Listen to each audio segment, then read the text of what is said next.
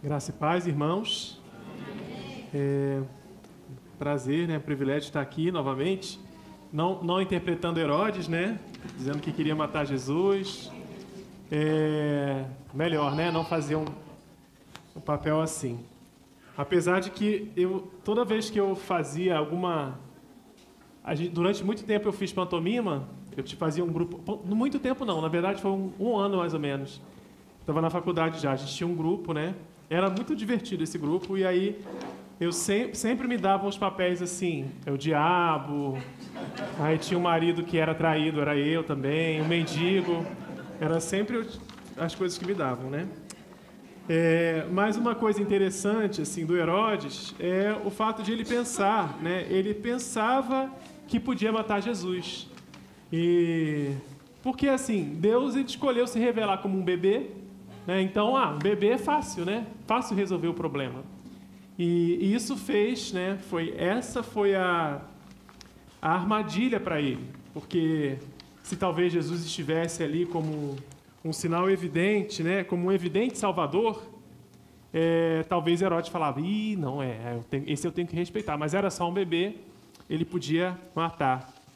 E Deus faz essas coisas, né? Ele envia os sinais dele, ele envia a salvação dele, muitas vezes de um jeito que permite que as pessoas desprezem, que permite que as pessoas percam as oportunidades, né? E essa não é qualquer oportunidade. A salvação não é qualquer oportunidade, é uma grande oportunidade. E aí eu queria que você pensasse se você já perdeu alguma oportunidade na sua vida. Talvez por pensar demais, por não dar muito crédito, não dar muito valor, ou por não prestar atenção, né? Eu estava lembrando no ano passado, quando o Carol e eu, a gente estava vindo para São Paulo do Rio, estava dirigindo, né? E no caminho a gente encontrou um engarrafamento muito, bem travado no tempo, e o GPS sugeriu uma rota alternativa, e a gente tomou. A gente nunca tinha pegado, mas ia economizar tempo, e a gente decidiu ir por aquele caminho. E ainda tinha bastante combustível, assim, uma quantidade boa, né? Mas eu pensei, não, é melhor abastecer logo, né? E aí vi uma placa e pensei, vou sair nesse posto aí. Só que foi muito rápido, né? A placa apareceu, logo depois veio o posto, eu estava na faixa da esquerda e não deu tempo de sair. E eu pensei, no próximo eu paro e abasteço. Só que nunca chegou o próximo posto. Acho que a gente ficou, sem brincadeira, umas 2 horas dirigindo e aí o combustível diminuindo, a gente orando e entrando na reserva, a gente orando, né? Até que chegou um momento, nós falamos, não, a gente tem que sair da estrada e entrar em alguma cidade e procurar um lugar para abastecer, né? E graças a Deus a gente conseguiu, né? Eu estava com medo de não conseguir chegar nem ao posto, mas graças a Deus a gente conseguiu. E por quê? Porque eu não dei valor a uma placa. Eu vi a placa e eu falei, deve estar longe ainda o posto, né? A placa estava avisando, o posto está ali. E eu não dei valor, não consegui sair a tempo. E eu vi, né? Isso foi, claro, uma oportunidade perdida que me custou uma dor de cabeça, talvez eu ficasse com o carro parado. Mas eu vi esses dias o vídeo de um homem que estava, não sei se vocês viram, ele estava numa montanha-russa, e aí ele entrou no carro com todos os outros passageiros e a barra de travamento ali foi fechada e o carro saiu. E aí o carro saiu, né, o trem lá da montanha-russa saiu, ele lá dentro, e quando está na subida ele ouve um clique assim, e aí ele pensou, cara, a barra destravou. E ele foi mexer e realmente a barra dele, a segurança dele estava destravada. E aí ele ficou, né, apreensivo, né? E o carro já estava se aproximando já daquela primeira descida, aquela primeira queda, e ele viu uma saída, tinha uma escada antes da descida. E aí ele levantou do carro, conseguiu sair do carro, né, em movimento e desceu a escada antes do carro da montanha-russa fazer assim, né? E isso foi um grande livramento, uma grande oportunidade. Eu vi o vídeo e fiquei pensando assim, meu Deus, será que eu conseguiria aproveitar essa oportunidade? Né? Porque, ele estava ali pensando, cara, eu vou morrer, né? Provavelmente vou morrer. E aí viu essa chance de sair, eu conseguiria aproveitar? Né? Você conseguiria aproveitar? talvez você nem estivesse numa montanha-russa, né? Mas se você estivesse, ou em alguma situação de perigo, onde você vê uma chance de sair, será que você conseguiria aproveitar essa oportunidade? Né? Qual seria o custo? Né? Qual seria o custo para aquele homem se ele tivesse deixado a chance passar? O custo para ele seria a morte. Né? A escada estava ali providencial, mas se ele não tivesse pegado, ele iria morrer. Né? E considerando que a gente está celebrando o Natal, eu queria que a gente pensasse sobre essa grande salvação que o Herodes deixou passar, né? Mas que ela é ofertada para nós.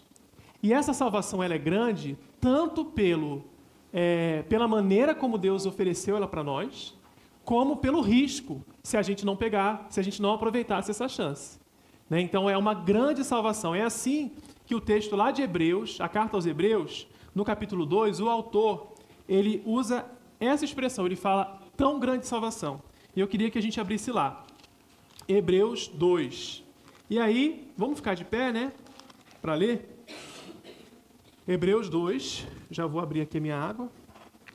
Quer dizer, já está aberto isso aqui. Está aberta para mim. É para mim. Obrigado, Daniel. Valeu. Porque realmente, eu não bebo água porque é difícil de abrir. E, gente, para falar sobre essa grande salvação, irmãos, a gente tem que falar sobre o grande perigo, sobre o grande Salvador, sobre uma grande bênção e sobre uma séria advertência. É sobre isso que a gente vai falar hoje, tá? O grande perigo, o grande Salvador, uma grande bênção e uma séria advertência. Então, vamos lá. Hebreus 2, tá? E aí, eu vou ler a maior parte do texto sozinho, mas em alguns versículos eu vou pedir para vocês lerem, tá bom?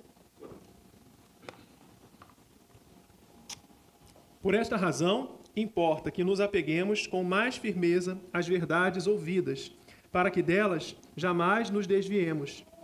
Se, pois, se tornou firme a palavra falada por meio de anjos, e toda transgressão ou desobediência recebeu o justo castigo, como escaparemos nós, se negligenciarmos tão grande salvação, a qual, tendo sido anunciada inicialmente pelo Senhor, foi-nos depois confirmada pelos que a ouviram, dando Deus testemunho, juntamente com eles, por sinais, prodígios e vários milagres, e por distribuições do Espírito Santo, segundo a sua vontade.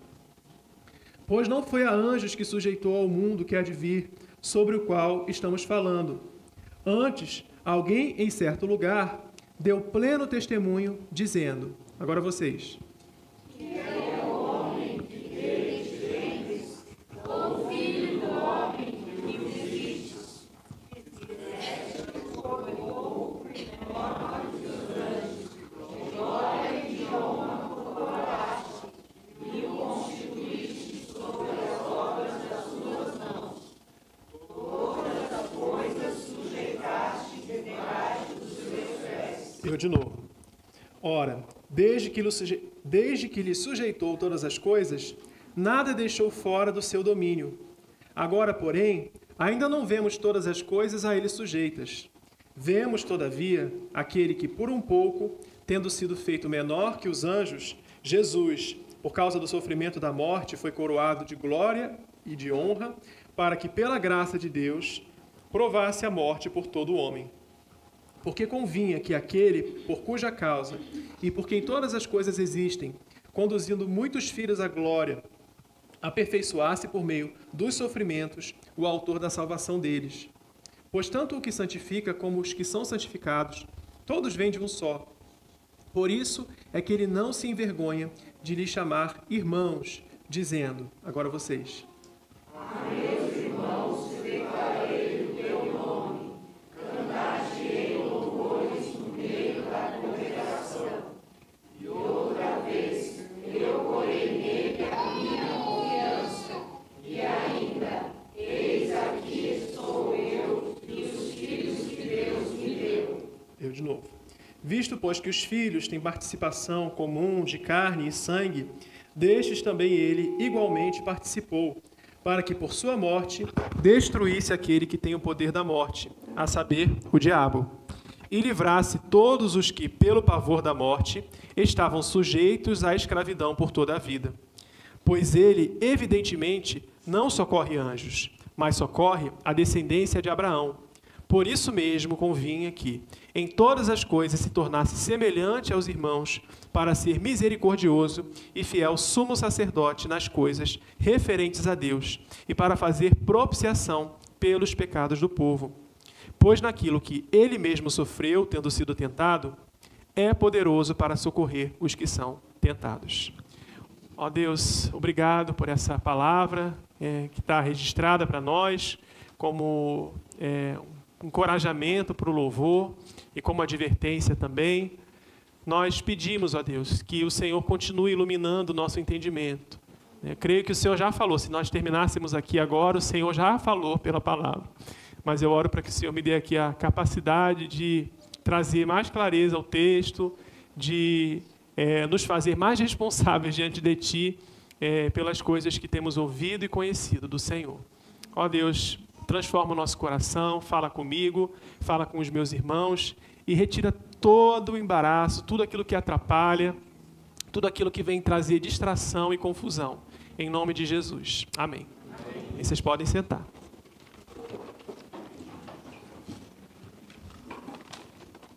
Então, eu falei, primeiro a gente ia falar sobre o grande perigo. E qual é o grande perigo que corremos, irmãos? De acordo aqui com o texto. Qual é o grande perigo? É a morte, exatamente. Ele fala, que pelo pavor da morte, lá no versículo 15, pelo pavor da morte, estavam sujeitos à escravidão por toda a vida. Nós estamos fugindo da morte todo o tempo. Nós estamos fugindo da morte. Você pode pensar assim, talvez, será que a morte é tão pavorosa assim? Afinal de contas, tem gente que tira a própria vida, que voluntariamente tira a própria vida. Ou então uma pessoa que depois de enfrentar uma doença longa, dolorosa, e a pessoa morre, e a gente fala, essa pessoa descansou. Então, será que a morte é tão pavorosa assim? A gente sabe que a morte ela entrou no mundo por causa do pecado. Deus ele tinha dito para Adão, sobre o fruto da árvore. Ele falou, no dia em que dele comerdes, certamente morrereis. Adão, ele foi lá, Adão e Eva, eles pegaram o fruto e eles comeram. Eles morreram? Sim e não, Eles não morreram imediatamente, Mas, eventualmente, depois eles morreram. Mas naquela hora, não. Só que o que aconteceu com eles? Eles foram separados de Deus. Eles foram separados de Deus, que é a fonte da vida. E aí, por isso que eu peguei aqui o meu PowerPoint, meu datashow, que foi esse galho aqui que eu peguei lá do outro lado ali. Eu atravessei a rua ali agora, tem um mato ali, e eu fui lá arrancar esse galho. E aí, naquela hora que eu fui pegar o galho, ele estava assim, eu não. Mas eu escolhi ele, puxei, tirei, e eu tirei ele, e talvez ele pensou assim, nada aconteceu. As folhas aqui ainda estão verdinhas, Estão verdinhas. O caule, também está verdinho ainda. Não tem muita diferença entre esse galho aqui e os que ainda estão lá, presos no mato. Não tem muita diferença. Só que nós sabemos que qual é a realidade desse galho aqui? Ele já está morto. A condição dele é morto. É só uma questão de tempo até que os sinais dessa morte comecem a se manifestar. As folhas aqui elas vão enrugar, vão ficar marrom, vão cair. Depois esse galho aqui vai secar, vai se quebrar. Já está morto. Na verdade, já está meio murcha. Eu achei que ela ia durar pelo menos até a hora aqui da mensagem. Mas já está meio murcha. A morte já está se manifestando aqui. E aí, obrigado, PowerPoint. E aí, Adão e Eva, eles comeram do fruto. Eu não sei, na verdade, se eles sentiram alguma coisa naquele momento. Se alguma coisa no corpo deles mudou alguma coisa, porque a gente sabe que eles sentiram vergonha, eles perceberam que eles estavam nus. Mas a morte ali não aconteceu imediatamente. Não foi algo instantâneo. Porém, eles começaram a perceber, no corpo dele as mudanças. Talvez o tempo, que eles nem pensavam, o tempo começou a passar e fazer diferença, fazer efeito no corpo deles. Enrugar, perder massa muscular, várias coisas, né? A dor e o sofrimento, eles começaram a experimentar essa dor e o sofrimento. E o que eram essas coisas eram? Elas eram um sinal para eles. Um sinal de que a palavra de Deus, que Deus tinha dito para eles, era verdadeira. Eles iam morrer, né? Na verdade, eles estavam mortos espiritualmente. Então, se eles, talvez, pensando nisso, se dando conta disso, talvez eles começassem a sentir esse pavor da morte. O que vai acontecer comigo? Né? Se você pensa na morte apenas como dormir, apenas como um sono, lá na carta aos Hebreus, no capítulo 10, o autor ele fala de um jeito bem, bem drástico. Lá no versículo 27, capítulo 10, 27, ele diz assim, ó, pelo contrário, certa expectação horrível de juízo e fogo vingador, prestes a consumir os adversários. E mais na frente, no versículo 31, ele diz assim, horrível coisa é cair nas mãos do Deus vivo. Então, a morte, ela é, sim, pavorosa. Tudo que a gente tenta mascarar, maquiar, é ilusão. E a gente até pode não estar consciente desse pavor, a gente pode não sentir, né, medo da morte. Mas a nossa carne, a nossa natureza humana, ela sabe disso e ela foge. A nossa carne foge da morte. E por causa disso, ela se sujeita à escravidão. A nossa carne está sempre procurando um jeito de fugir da dor, de fugir do sofrimento, de buscar prazer. Só que a carne nunca faz isso em Deus. Ela sempre recorre ao pecado para isso. Então, quer dizer, a gente foge da condenação pecando mais. E pecando mais, a gente se faz mais digno de quê? De condenação. E a gente fica nesse ciclo, né? E até mesmo quando a gente tenta, de alguma forma, recorrer a Deus, a nossa carne faz isso de um jeito pecaminoso, de um jeito que desonra a Deus, que dá glória para a criatura e não dá glória para o Criador. Então, a nossa carne, é por isso que tem um monte de religião por aí, né? É isso, é a nossa carne tentando dar o seu jeito. E, na verdade, a situação, o texto aqui que a gente está lendo, né, em Hebreus 2, ela é mais séria ainda, porque diz que a nossa carne ela é manipulada pelo diabo, né, que ela é dominada pelo diabo. E é por isso que fala assim, que ele tem o poder da morte, né? Aquele que tem o poder da morte. Por quê? Porque ele influencia a nossa natureza, a fim de nos conduzir à ruína. E aí a gente não tem como vencer o diabo. E a gente está preso nessa rota, né? Nessa rota, nesse carrinho, né? Pensando lá na montanha-russa. A gente está preso nessa rota que vai nos levar diretamente para a condenação eterna. Então, não é um grande perigo, entende? Não é só um perigo, ai que perigo. Não, é o grande perigo. É o grande perigo, a morte. E para nos livrar desse grande perigo, somente o grande Salvador. Né? Não vou falar um grande Salvador, não. É só o grande Salvador, porque não tem outro. Não tem como. É um artigo definido. Porque foi ele, no texto que a gente leu, foi ele que, por meio da morte, destruiu aquele que tinha o poder da morte, a saber, o diabo. Foi ele que libertou os que estavam, por toda a vida, sujeitos à escravidão. Foi ele que nos tirou do caminho da condenação, e no capítulo 10 de novo ele fala assim, que ele abriu para nós um novo e vivo caminho para Deus. Foi Jesus que fez isso. E o que você fez para receber isso? O que você fez para Jesus fazer isso tudo por você? Você não fez nada, né? Você pagou alguma coisa para Deus? Você pediu, né? Você pode, não, eu pedi muito. Você não pediu, nem pedir você pediu, porque a sua condição era de morto espiritual. A sua condição é de morte espiritual. Então, Deus, ele graciosamente, ele deu isso para nós. Ele deu esse grande Salvador para nós. Só que Deus não fez isso como num filme, sabe? Ele não fez isso de maneira assim estrondosa, evidente. Ele não fez isso de maneira espalhafatosa. Não. O nosso Salvador, o nosso grande Salvador, ele chegou como? Ele chegou de noite. Ele chegou discretamente, né? Imagina aquela noite, né? Um casal, uma mulher grávida, a ponto de dar à luz, muito jovem. Ela não está na cidade dela, ela não está na região onde ela mora. né? Ela está na casa de parentes, e os parentes improvisaram ali um lugar para ela poder dar à luz.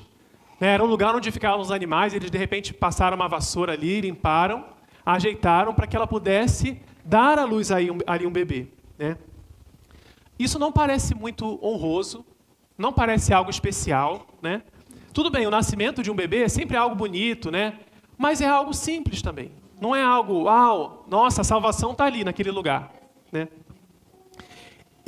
O bebê, ele é vulnerável. O bebê é totalmente dependente. O bebê precisa ser protegido, ele precisa aprender a comer, ele precisa falar, aprender a andar. Então, assim, você vê aquele bebê, né? Talvez você imaginando aquela cena, a gente imagina os quadros, né? As pinturas, mas talvez se você chegasse naquela noite e visse aquela cena, você ia falar assim, tudo bem, que lindo, mas é essa a grande salvação? É essa daqui? Né? Imagina se você se tornasse um bebê, né? Isso seria uma coisa degradante para você hoje, né? Ou uma criança. Uma coisa legal de ser adulto é que a gente determina o que a gente vai fazer, a gente determina quando a gente vai fazer, né? Ser adulto é legal por isso. Você quer comer chocolate? Você come. Você quer comer a sobremesa e almoçar depois? Você pode fazer isso, você é adulto. Mas se você fosse criança, não. Eu posso comer, você tem que se sujeitar, né? Você se coloca numa posição de estar sujeito a alguém, de estar inferior a alguém. E foi o que Jesus fez num nível assim, muito, muito, muito maior, muito superior, né? Ele foi muito além. Ele desceu da posição mais elevada e ele se sujeitou a todas as limitações da condição humana. Será que ele usou o poder dele? Você imagina que Jesus usou o poder dele, divino, para tornar a experiência dele mais fácil? Vocês acham que Jesus fez isso? Está muito sol aqui, uma nuvem. Pronto, aliviou, né? Vocês imaginam Jesus fazendo isso?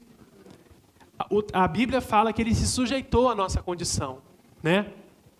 Será que se ele comesse alguma coisa estragada, será que ele não ia passar mal? Jesus, ele se sujeitou a tudo, a todas as experiências nossas. Ele suportou a dor e o sofrimento. Só que, diferentemente de nós, ele não pecou. Ele não pecou. E assim, você imagina que Jesus ele experimentou o pior tipo de tentação, né? Porque quando é que a tentação ela passa para nós? Quando é que a tentação acaba? Quando a gente cede, né? Quando a gente cai, a tentação acaba ali naquele momento. Se Jesus nunca cedia à tentação, quer dizer que ele enfrentou os piores tipos de tentação. As tentações mais intensas ele enfrentou. E ele não pecou. E aí, justamente por isso, ele se tornou apto para sofrer, para receber nele mesmo a condenação que eu e você merecíamos. E qual era a condenação? A morte. Foi por isso, entende? Então, ele não poderia fazer isso se ele não tivesse se feito semelhante a nós. Então, assim, o motivo que poderia levar as pessoas a desprezá-lo, né, a pensar, não, é só um homem. Ele tinha que ser um homem, né? Talvez o que levou as pessoas a pensarem que poderiam vencê-lo, né, no caso Herodes, é só um bebê, eu vou matar aqui antes que complete 2 anos. Era justamente por isso que ele poderia ser o nosso Salvador, né? O texto fala aqui no capítulo 2, né? Porque convinha que aquele por cuja causa e por quem todas as coisas existem, conduzindo muitos filhos à glória, aperfeiçoasse por meio dos sofrimentos o autor da salvação deles. E essa palavra aperfeiçoasse aí, não é no sentido de que Jesus não era perfeito, né? De que ele era imperfeito, não. É no sentido de tornar adequado. Então, Jesus, ele era um Salvador adequado às nossas necessidades. Por quê? Porque ele estava sujeito aos mesmos sofrimentos que nós. Ele se fez carne, como nós. Só que isso não o rebaixou, sabe? Isso não tornou Jesus indigno.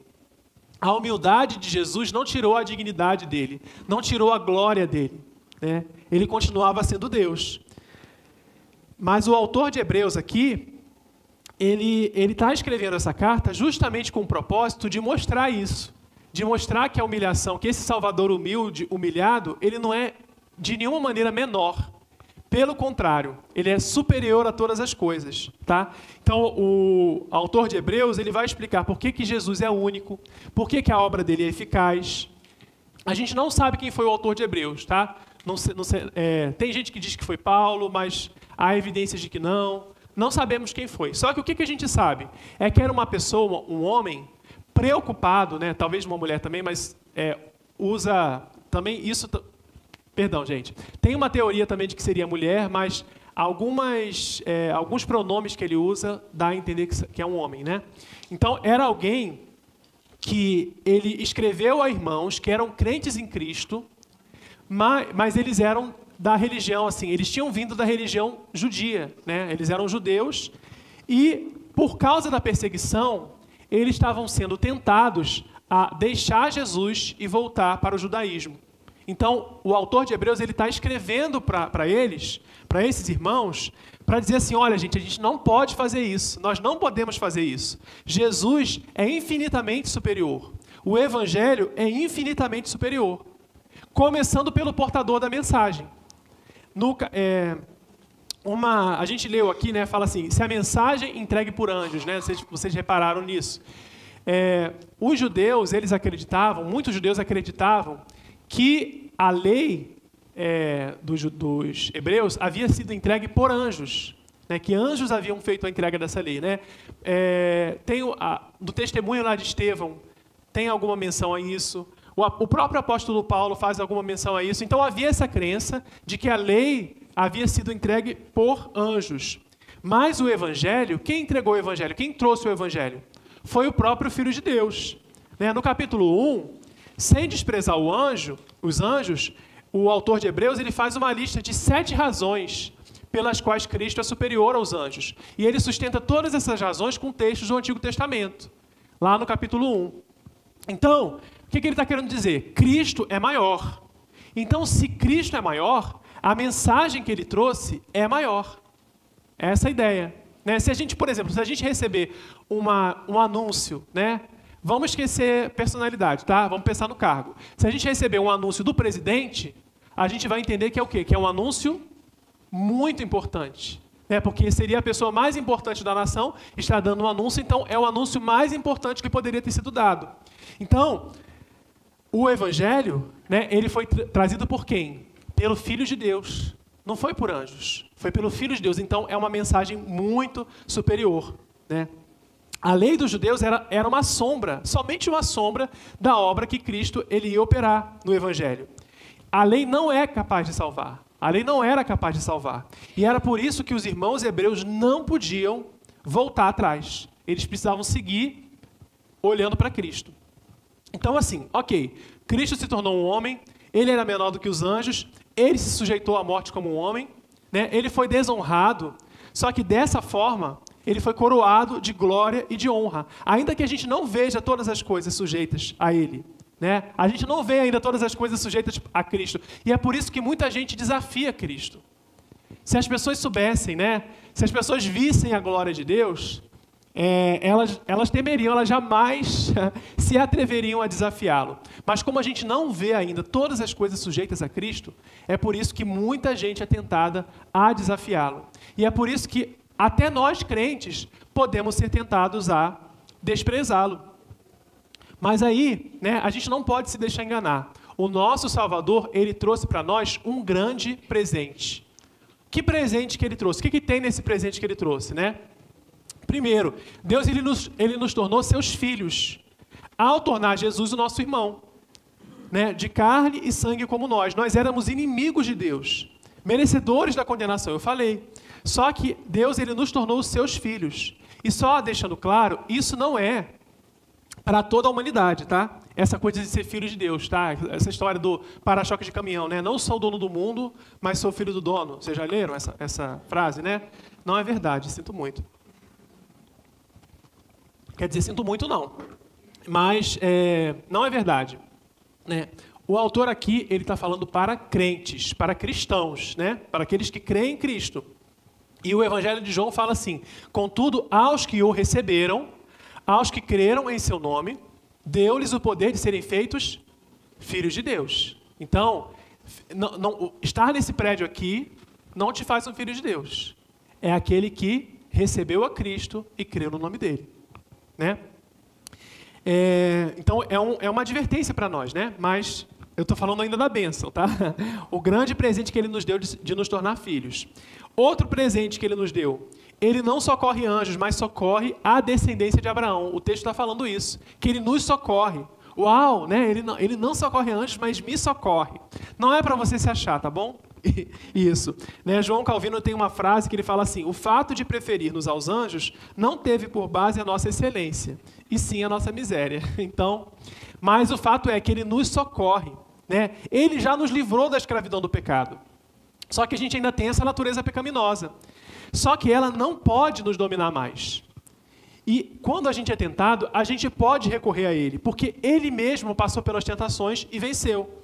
E quando a gente peca, o nosso pecado ele não pode destruir a nossa relação com Deus mais. Ele não pode mais fazer isso. Por quê? Porque a gente tem um sacerdote, Jesus é o nosso sacerdote. Então, ele já ofereceu a Deus o sacrifício para pagar pelos nossos pecados. Então, ele pode nos socorrer. Um outro presente que Jesus nos deu, que o nosso grande Salvador nos deu, é o fato de que a gente não precisa mais ter medo do diabo. Não precisamos mais. Por quê? Porque ele perdeu o seu poder sobre nós. Se o diabo ainda tem chance de tentar nos afligir ou de buscar nos enganar, se ele tenta fazer isso, ele não pode avançar sequer 1 milímetro sem a permissão de Deus. Então o diabo perdeu o poder, a gente não precisa mais temer a ele. Enquanto que nós, o texto, a Bíblia fala que nós é que vamos avançar contra o inferno e resgatar aqueles que ainda estão sob o domínio do diabo. Então a gente não precisa mais temer o diabo. Então, olha só o que esse grande Salvador nos fez, né? Nos tornou seus filhos, ele nos socorre quando a gente é tentado e ele tirou, a gente não precisa mais temer o diabo. Agora sim, existe uma grande advertência e ela está bem no versículo 1.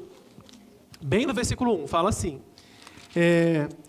importa que nos apeguemos com mais firmeza às verdades ouvidas. Para quê? Para que delas jamais nos desviemos. Então, essa palavra aqui era usada para uma embarcação, né? Uma embarcação que se atracava ao cais, né? Então, assim, era a mesma palavra usada nesse contexto, tá? Em que uma embarcação ela precisava ser amarrada ali no cais. Para quê? Para que ela não saísse e ficasse à deriva. Então, essa palavra desviemos é essa ideia, de ficar à deriva. Então, importa que nos atraquemos e que não nos desviemos. E aí, uma pergunta que pode confundir nós, presbiterianos. Como assim? Eu posso me desviar? Será que eu posso me desviar? Será que eu posso perder a minha salvação? Será que a gente aprende pela palavra que a nossa salvação ela é obra de Deus e ela é eficaz? Ou seja, a gente não pode perder. Assim como a gente não pode ganhar, a gente não pode perder no sentido de nós fazermos alguma coisa para perder a nossa salvação. No entanto, eu queria que a gente pensasse uma coisa aqui rapidamente. Quando a gente crê no Evangelho, é obra de Deus, não é? É uma obra de Deus. Mas como é que essa obra acontece? Alguém prega a palavra, a gente ouve ou lê a palavra e, no nosso coração, nós cremos nessa palavra. Nós dizemos assim, eu quero a Deus, né? Eu quero essa salvação que Ele está me oferecendo. Né? Então, quer dizer, apesar de ser obra de Deus, Deus envolve tanto alguém pregando, alguém anunciando a mensagem, e Ele envolve a nossa vontade no processo. Ele faz a gente desejar isso, ele ilumina a nossa mente para que a gente creia e que a gente queira essa mensagem, entende? Então, do ponto de vista divino, é tudo obra do Senhor. Mas, do nosso ponto de vista, a gente vê gente pregando, gente crendo, é assim que acontece. Na perseverança, eu definiria da mesma maneira. Quem vai fazer a gente perseverar até o fim é o Senhor. Mas Ele vai envolver no processo o quê? Ele vai envolver a nossa própria vontade de perseverar. Ele vai envolver a igreja, pessoas encorajando, animando uns aos outros. Porque senão não faria sentido o tanto de advertências que a gente vê na Bíblia. Por exemplo, não deixem de se reunir como igreja, né? O que perseverar até o fim será salvo. Deixa eu ver outra advertência. estejam alerta. Tem várias advertências na igreja, na palavra de Deus. Por que há essas advertências? Porque não é o Senhor que vai me fazer perseverar? Não é Deus que vai me fazer perseverar? Mas Ele coloca essas advertências por quê? Porque no processo de nos fazer perseverar, Ele envolve a sua igreja e Ele envolve a nossa própria vontade. É um efeito da verdadeira salvação, entende? Um efeito da verdadeira salvação é que você vai se apegar firmemente à palavra. O Senhor vai operar para que você persevere, né? Isso é uma evidência. Então, né, vamos pensar no homem lá da montanha-russa novamente. Pensar no homem da montanha-russa novamente, né? Ele conseguiu sair do carro, que ia despencar, e foi para a escada de emergência. Como é que vocês acham que ele desceu essa escada de emergência? De olho fechado? Pulando assim? Eu não sei como é que era essa escada, tá? Se era uma daquelas que a gente sobe assim, ou se era uma escada normal, assim, que dá para... Mas, provavelmente, um efeito... Exatamente, tremendo, boa palavra. Um efeito do fato dele ter saído daquela experiência é que ele estava ali... Cara, eu fui salvo, né? Me salvei, eu vou descer com o maior cuidado, porque depois de ter escapado daquela queda ali, eu não vou descer de qualquer maneira essa escada. Eu não vou descer de qualquer maneira, porque eu fui salvo daquilo ali, entende? Então, é isso que a gente precisa ter em mente. Nós experimentamos uma grande salvação. Como é que a gente vai lidar com ela? Como é que a gente vai lidar com a verdade que a gente ouviu? Né? Vamos lá para o versículo 2 novamente? Vou ler aqui. Ó. Se, pois, se tornou firme a palavra falada por meio de anjos, e toda transgressão ou desobediência recebeu justo castigo, como escaparemos nós se negligenciarmos tão grande salvação, a qual, tendo sido anunciada inicialmente pelo Senhor, foi-nos depois confirmada pelos que a ouviram, dando Deus testemunho juntamente com eles, por sinais, prodígios e vários milagres, e por distribuições do Espírito Santo segundo a sua vontade. Então, a gente sabe qual foi o resultado na vida do povo de Israel ao não se apegar à palavra, certo? O que aconteceu com eles no deserto? Eles pereceram, morreram lá pelo deserto, né? Eles não deram valor ao que Deus disse e pereceram no deserto. E aí, então, assim, como nós escaparemos se negligenciarmos tão grande salvação? Nós escaparemos? Se a gente negligenciar? Nós não escaparemos. Não escaparemos. A gente pode interpretar erroneamente a graça de Deus, né? Muitos fazem isso. Eles pensam que receberam com a salvação, né? Eu sou cristão agora. Então receberam uma autorização para viverem como bem entendem. Porque agora eles têm Jesus para perdoar os pecados. Pronto, resolvi o problema do pecado. Tenho Jesus para me perdoar, posso continuar pecando. E Jesus vai continuar me perdoando, né? Vivem para si mesmos, são displicentes, não se interessam por conhecer a Deus, desprezam as pessoas, se interessam apenas pelas coisas materiais desse mundo, se preocupam mais com a própria reputação do que com a glória de Deus. Só que eles falam arrogantemente, né? Como se eles estivessem seguros. Talvez porque eles frequentam a igreja, ou porque um dia frequentaram a igreja, ou porque os pais deles frequentaram a igreja. Não, está tudo certo. Sou salvo. Sou salvo. É uma salvação talvez intelectual, porque você entendeu o processo lá, como funciona, mas será que você está realmente salvo? Né? Não estou falando para você, mas para as pessoas que são assim, tá? Tratar com negligência a mensagem trazida pelo próprio Filho de Deus, será que isso é algo sábio da nossa parte? Tratar com negligência essa mensagem?